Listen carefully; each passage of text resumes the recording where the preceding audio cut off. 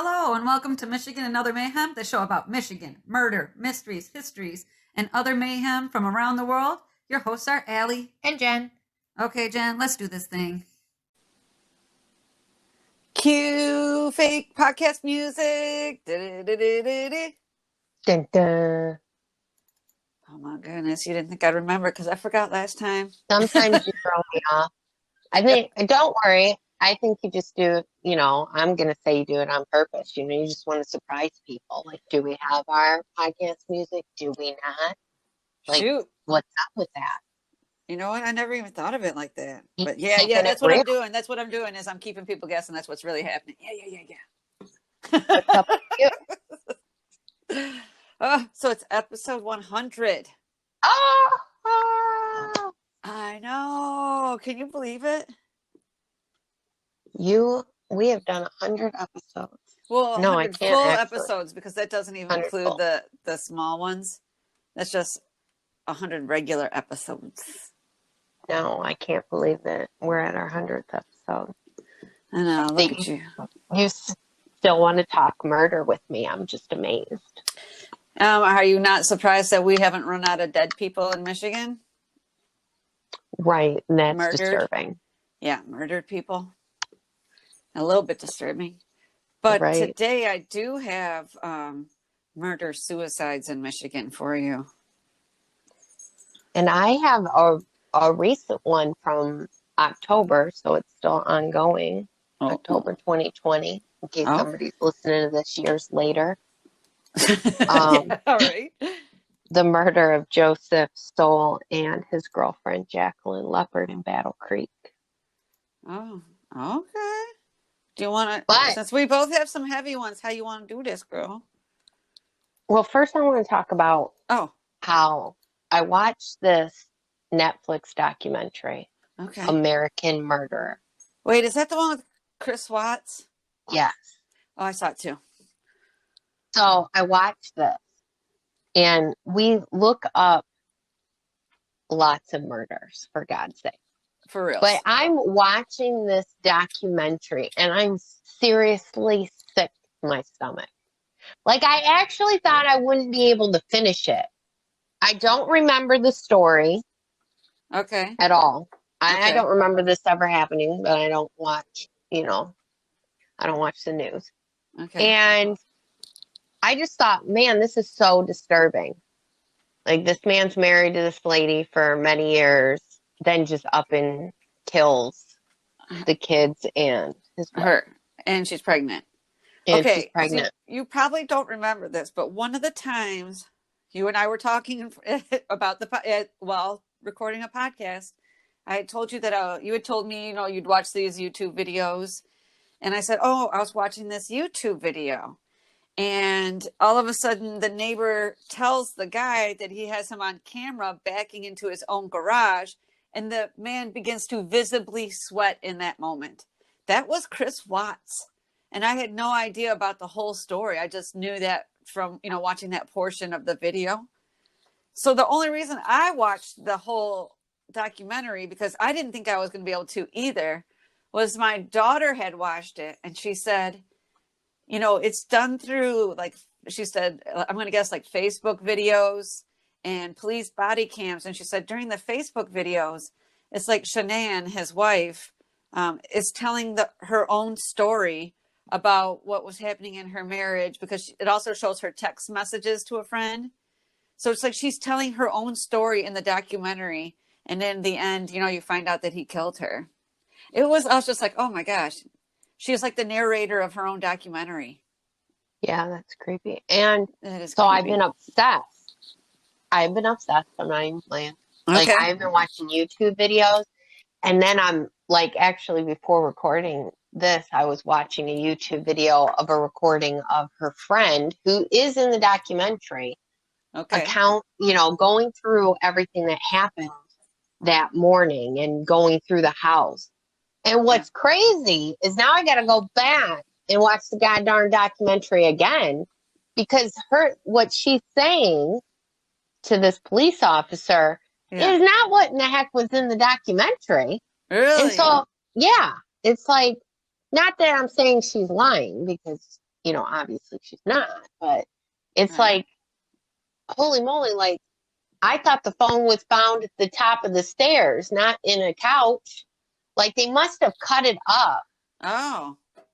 I don't so know. much but yeah, I have just been nonstop watching, YouTube videos and conspiracy videos on this whole thing. Okay. How they said one more recent one was how he believes he shouldn't be in jail. What? And I thought Why? when he was in the police interrogation, because he says she killed him, but I thought, and this is why I got to rewatch the documentary, in the Yeah. police interrogation, I thought he told the story that his kids were still alive when he threw them into the oil. So what he did, okay, so that is actually something Ariana and I talked about. So, okay, so initially in the police interview, he says that she killed the children. Right. And the officer says, you want her to be remembered? Is this what you're trying to do? And in the end, he does break down. Now, Ariana and I were talking about whether the kids were still alive when they went in the drum. I thought he smothered them.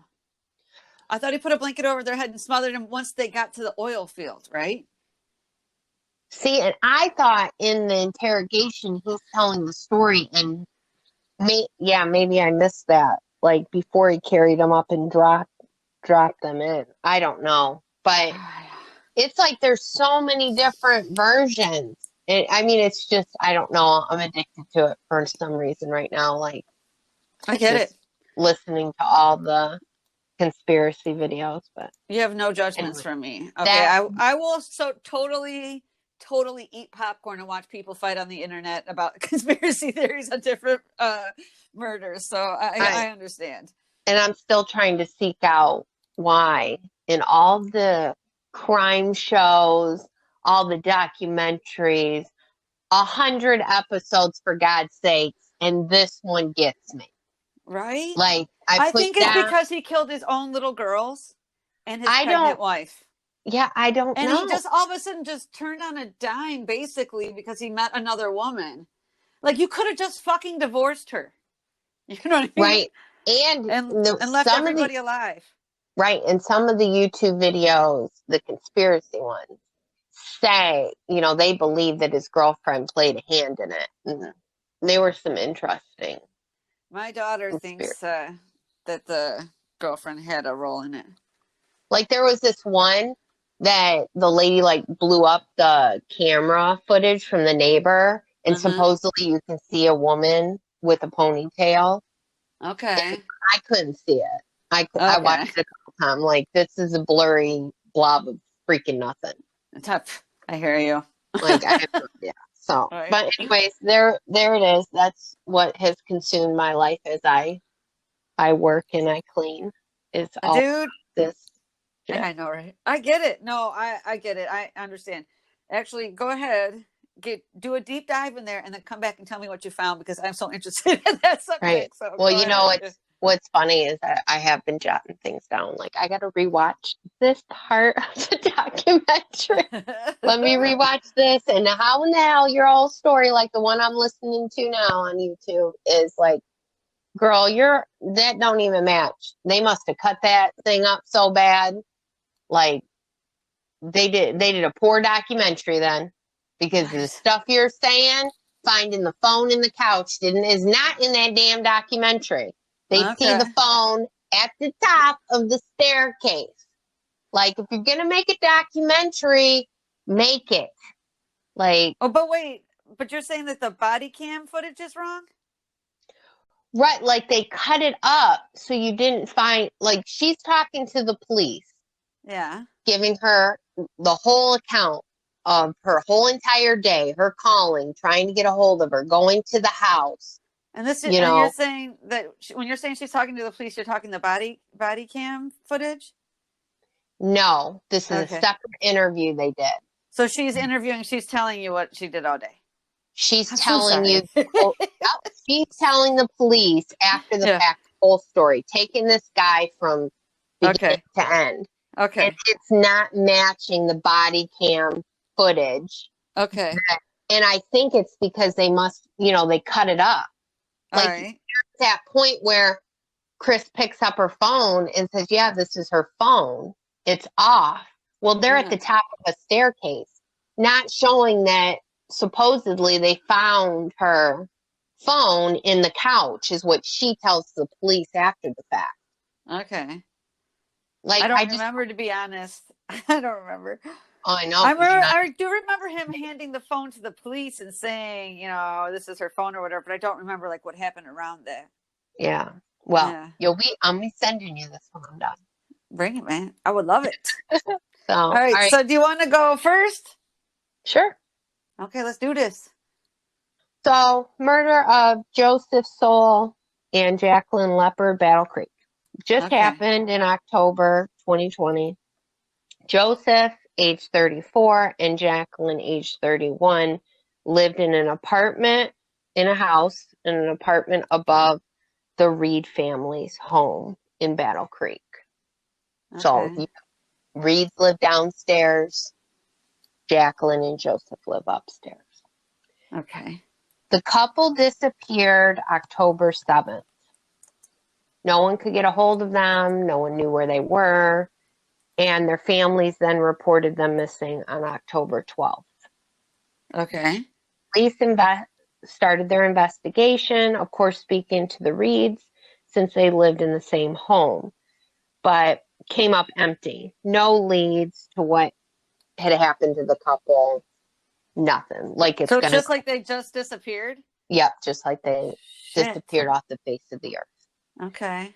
It wasn't until a few days later in the investigation where the police received a tip that Chad Reed, age 53, had been the one who murdered the couple, like telling the police that they were murdered by Chad Reed. Okay. Chad did eventually turn himself in. Okay. So first he goes to the police and says, I think they were murdered. And then he's like, yeah, it was me. No. Oh, sorry. So police interview Chad Reed.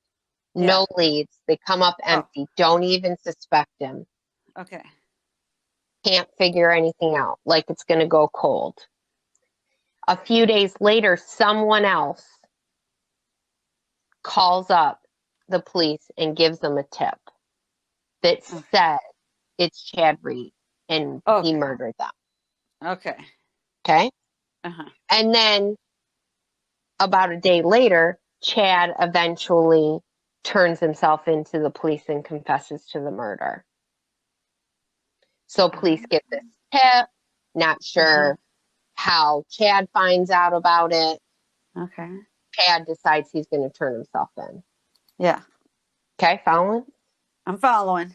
All right. He stated to the police that during an argument, Joseph tried to stab him with a knife.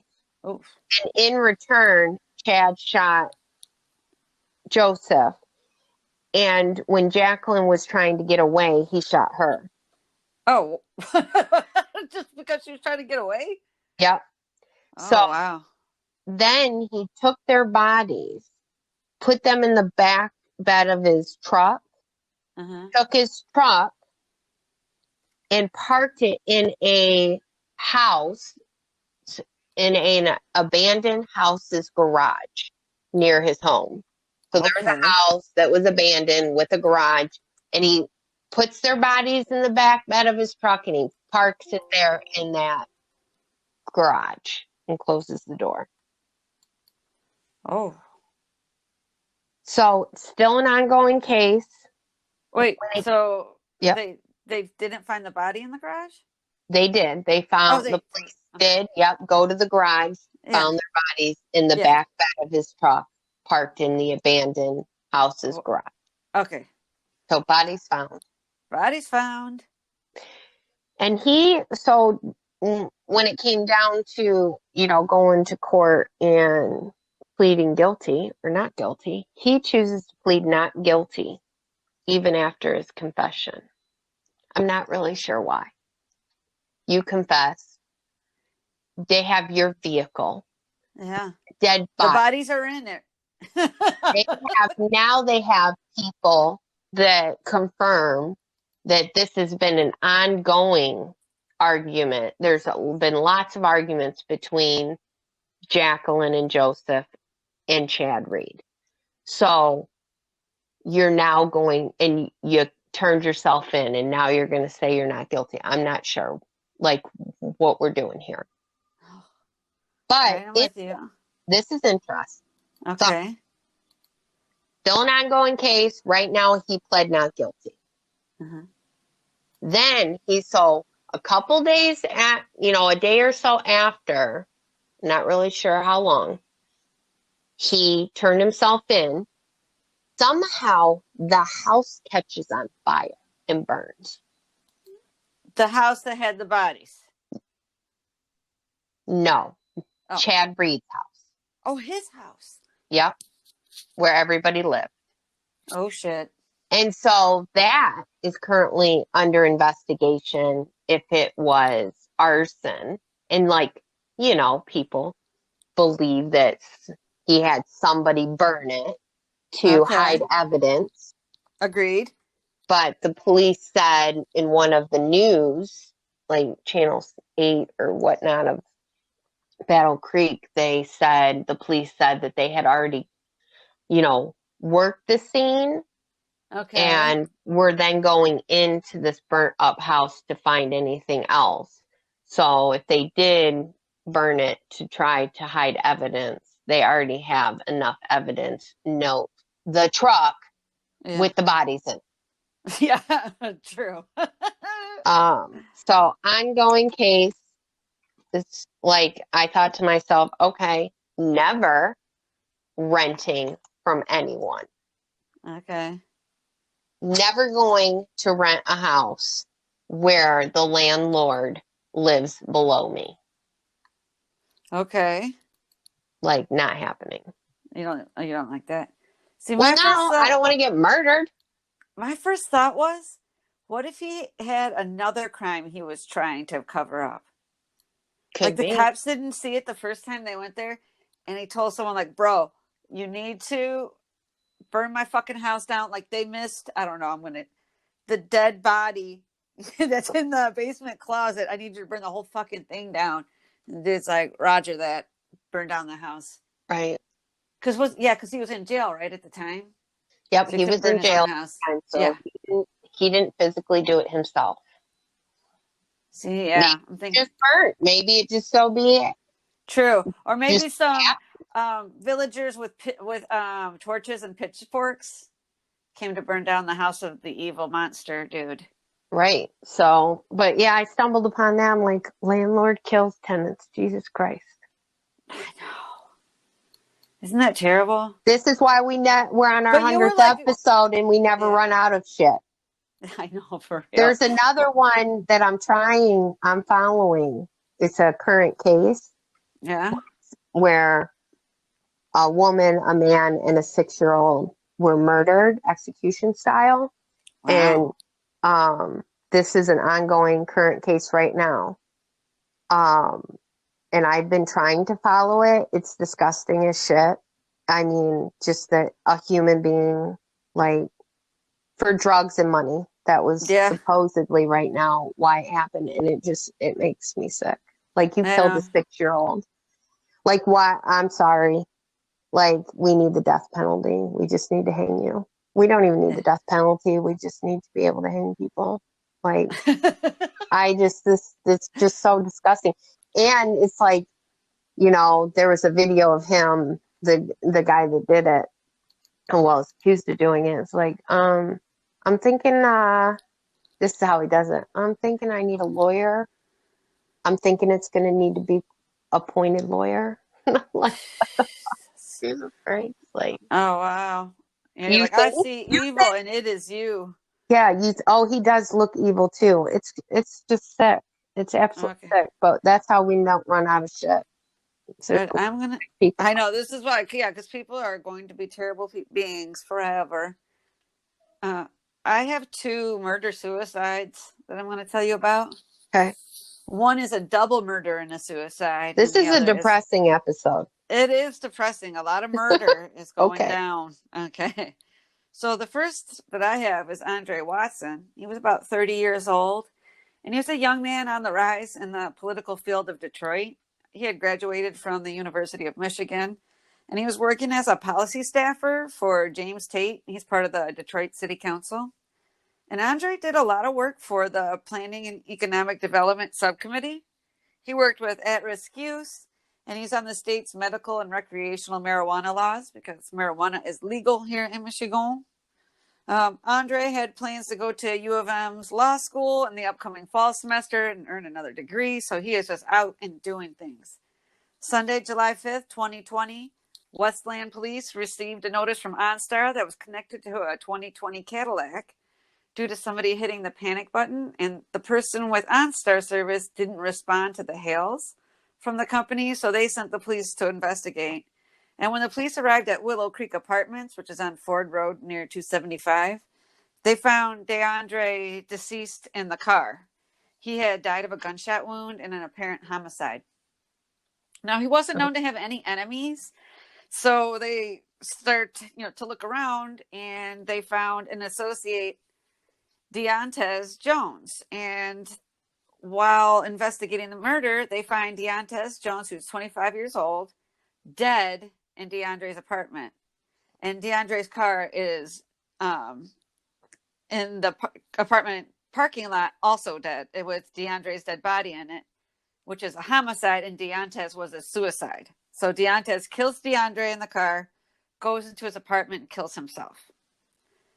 Now, two things, though.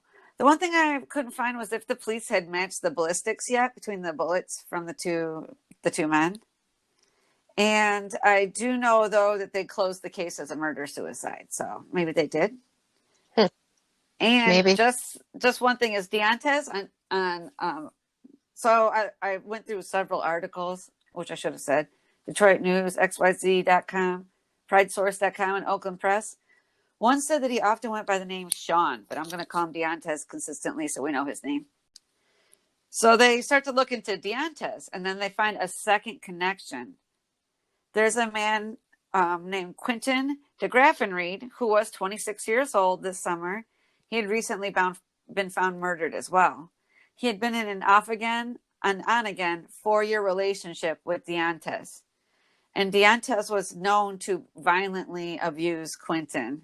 And they had this relationship where he would abuse him, they'd break up, he'd say he was sorry, they'd get back together, and it happened again. So Q, and often Quentin was called Q, and Q had been murdered about a week before DeAndre and Deontez were found. Q's body was found on June 29th, and it was believed that he had been deceased for several days. And Q was thought to be Deontay's first victim. When he had been found, he had been found, so according to one article it said, he had been found beaten to death in his apartment. And another article said he had been shot multiple times, so I don't know what the answer is. Yeah. But I do know that Q had an extensive family that made up his because he had a foster family and he had a biological family that he was close to. And they were actually the people that became concerned when they weren't able to contact him. And Q's grandmother, Rosa Hayes, called her daughter, Q's Aunt Adrian, after multiple days went by with no sign of him. And Adrian Rosa drove to Q's apartment, and Rosa stayed in the car while Adrian investigated. And after finding the door lock, Adrian knocked on his window to get Q's attention. And she was immediately concerned by the smell coming from the apartment, coupled with the abnormally large number of flies that she could see. Ugh. Yeah. Rosa said she knew what happened to Q before she called to the police. Quote, "I knew," said Rosa. "I just sat in the car and I knew." And that's his grandmother, end quote. And that's his grandmother. Yeah. So Q shared information with his family regarding his toxic relationship with Deontez, but he didn't give them the full story of how bad it was. So they knew, they knew it was bad, just not how bad. But on one occasion recently, Q had told a family member named Ashante and his grandmother, Rosa, that if anything happened to him, it would be because of Deontez. And the last time Q had spoke to Ashante, she said she could hear Q and Deontez arguing while she was on the phone. At that point, yeah, if I would come to you and be like, if anything happens to me, it's this person. You Yeah. should be telling me not to, like, get out, right? Like, Yeah. Well, we all, I don't know, but lots of people know somebody in a really abusive relationship that just can't seem to leave. You know what I mean? Like, no matter what you say to them, they just can't, they're not at a place where they're going to leave. It doesn't matter what you say. oh, Yeah, it's awful. So all three of them actually might have known each other because Q's family said that he had talked about a friend who was connected to the Detroit City Council named Dre, but they could not figure out why Deontez would murder the two men before killing himself. And Quentin DeGraffenreid and DeAndre Watson had their funerals on the same day, just 3 miles apart from each other. And, it didn't actually mention Deontez, which I was like, that's fine because he's the murderer. right. All right, and here's another one I'm going to tell you about. There's the Renouches. The Renouches. So Mark and Maria Aurora Renouche lived in Orion Township, and in 2016, they're hosting this 17-year-old student from Japan in a student exchange program. Mark was 57, and he was a graduate from Michigan State University. He's a senior copywriter, and he spent his career in advertising. And his wife, Maria Aurora, she was 56, and she basically worked in the home. On Thursday, March 31st, 2016, the young student said she could hear the couple arguing and that it was actually pretty common for them to argue. So according to her, because the arguments had been escalating, she just put in her headphones and turned it up until she couldn't hear them arguing anymore. And at one point, she thought maybe she heard a loud noise, but she didn't really think anything of it. She goes to school, and for a half day, because she had a half day school thing. She returns back to the house shortly before noon on Friday. And at this point, she does start to look for the couple, and she does find them dead in their bed. Now, as she's finding them dead in the bed, the Oakland County deputies are pulling up for a welfare check because, I'm sorry.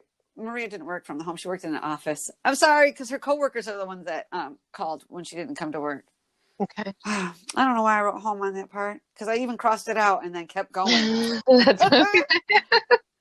And I was like, when you read 5 articles, Allie, you should just double check your shit, okay?